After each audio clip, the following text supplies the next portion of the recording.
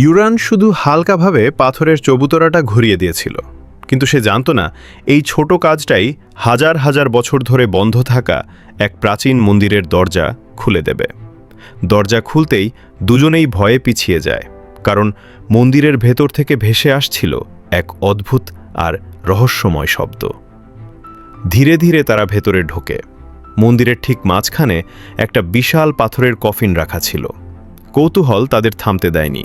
তারা কফিনের ঢাকনা খুলে ফেলে, কিন্তু ভেতরে কিছুই নেই। এই দেখে তারা ভাবে এই জায়গাটা ফাঁকা, এখনই এখান থেকে চলে যেতে হবে।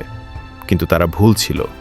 হঠাৎ করেই এক অদৃশ্য আর ভয়ঙ্কর প্রাণী তাদের পিছু নিতে শুরু করে। প্রাণ বাঁচাতে তারা দৌড়াতে থাকে। ঠিক তখনই মহিলার পা পিছলে যায় আর সে নিচে পড়ে যায়।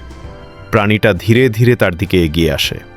সবকিছু শেষ হয়ে যাওয়ার ঠিক আগে সে নিজের কাছে থাকা অস্ত্র দিয়ে আঘাত করে।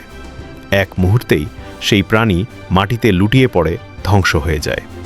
তখনই তাদের মনে পড়ে এই অস্ত্রটাই ফ্যান্টম তাকে দিয়েছিল, আর সেই অস্ত্রই আজ তাদের জীবন বাঁচিয়ে দেয়।